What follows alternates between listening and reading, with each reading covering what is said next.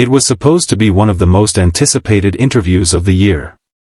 A quiet, thoughtful conversation between Prince Harry and Anderson Cooper.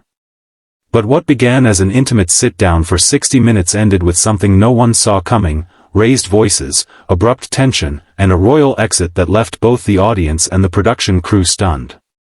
Welcome to Story Vault, where headlines meet humanity, and every story reveals the moment truth refuses to stay silent. The day began in Los Angeles, early afternoon light spilling across the CBS studio floor. The crew was calm, everything meticulously planned. The lighting was perfect, the sound flawless, and the chairs arranged with that signature 60 minutes precision, two professionals, face to face, under the spotlight of truth. Prince Harry arrived quietly, wearing a navy suit, no entourage in sight. He'd done interviews before, BBC, Oprah, Netflix, but this one felt different. Anderson Cooper wasn't there for publicity, he was there for clarity. That, Harry knew. That, perhaps, was the problem. When the cameras rolled, the tone was polite, measured, almost gentle. Anderson began with familiar ground: Harry's new projects, his advocacy for mental health, the book that had stirred the world. Harry spoke easily, his voice calm, his words carefully chosen. But Anderson Cooper isn't just a talk show host, he's a journalist forged in war zones, trained to cut through fog. And soon, the warmth began to fade. "Harry," he said softly, "you've spoken about stepping back from royal duties because of media intrusion. But some would say your recent appearances, the memoir, the series, the interviews, keep you in the very spotlight you claim to avoid. How do you reconcile that?" Harry smiled, the kind of smile that buys time. "I talk about my life on my terms," he replied. "That's not seeking attention, that's reclaiming my story." Anderson nodded, but didn't move on. "So reclaiming your story also means sharing private family conversations?" he asked, voice even, eyes locked on Harry's.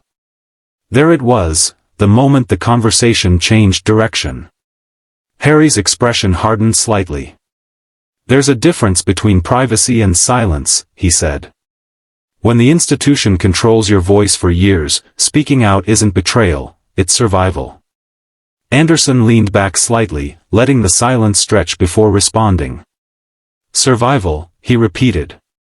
"But does survival require exposing others to the very kind of scrutiny that once hurt you?" For the first time, Harry's calm wavered.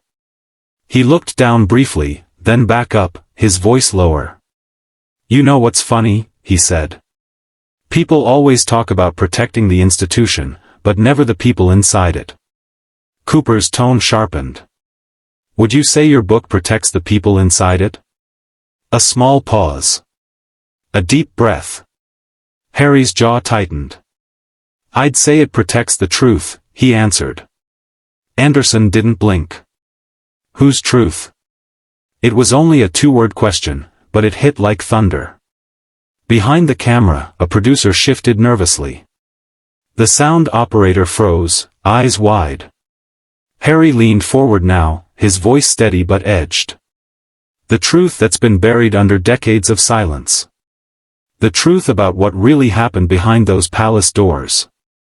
"And yet," Anderson said, "your father is king, your brother is heir, and both have remained silent. Do you think your truth is worth their peace?" Harry's voice rose. "What peace?" he snapped. "You think silence is peace? You think pretending everything's fine makes it better? I lived that lie for years." The energy in the room changed instantly. Camera operators held their breath. Anderson, unflinching, spoke quietly. "Maybe. But the world wonders, if you wanted peace, why publish pain?" That line landed like a stone. Harry stared at him for a moment, expression unreadable. "You wouldn't understand," he said finally. Anderson's reply was immediate. "I've covered wars, genocide, famine, I understand pain. What I don't understand is choosing to broadcast it when you say you crave healing." Silence. A long, unbearable silence. Then, without a word, Prince Harry reached up, removed his lapel microphone, and set it on the table. The crew didn't move. Anderson stayed seated, his hands folded. "Are we done?" Harry asked quietly. "Only if you want to be," Anderson replied. Harry stood. "Then we're done." He turned, walked past the cameras, and out through the side door. The studio lights still burned above the empty chair he left behind. For several seconds, no one said a word. Then a producer whispered, "Cut." Outside, the California sun was still shining, the world still turning, but inside that studio, time had frozen. An interview that was meant to be a bridge had become a wall. Within hours, news of the incident leaked. Anonymous crew members described the uncomfortable atmosphere. Clips surfaced online, grainy behind-the-scenes footage of Harry standing up, Anderson watching silently. The internet did what it always does, it exploded. Hashtag Prince Harry 60 Minutes trended worldwide. Commentators split into sides. Some called Anderson Cooper ruthless. Others said he'd simply done his job. And many, perhaps most, saw something deeper, a man torn between truth and protection, caught once again in the machinery of media. CBS released a short statement. The interview with Prince Harry ended earlier than planned. Both parties have agreed not to air the unaired segment.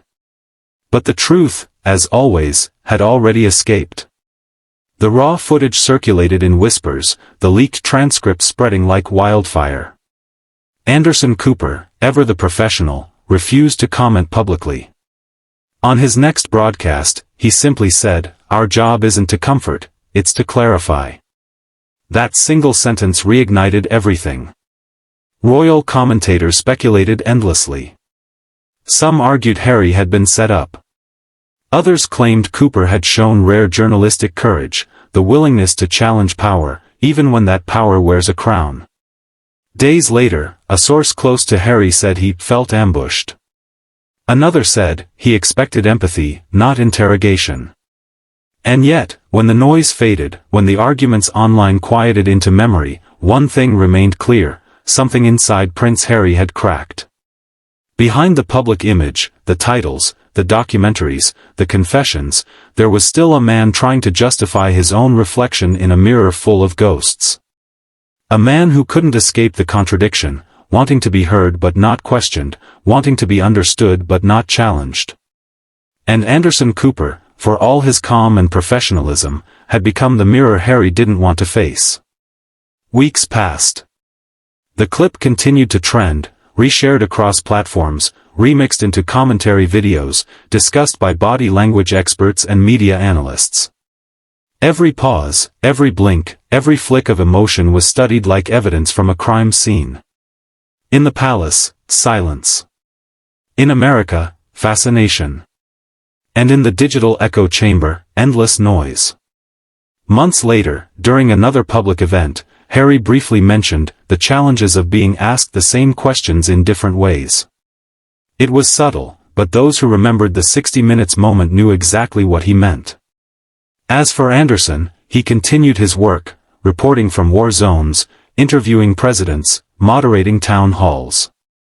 When asked about the Harry interview at a journalism panel, he simply said, "Truth doesn't need comfort. It needs space." That line would later be quoted everywhere. Because in that sentence lay the heart of the story, not royal drama, not fame, not fallout. Just two men, both shaped by loss and scrutiny, colliding in a space where truth became unbearable. For Story Vault, this wasn't just about an interview gone wrong. It was about what happens when the story you tell starts fighting back. When the truth you want to reveal refuses to behave the way you want it to. That night, as the clip replayed across televisions and phones, something deeper resonated. People weren't watching a royal or a journalist, they were watching two human beings wrestling with what honesty really costs. The broadcast ended, but the questions didn't. How far should a journalist go? How much truth can one man handle? And at what point does sharing your pain become reopening a wound the world was never meant to see?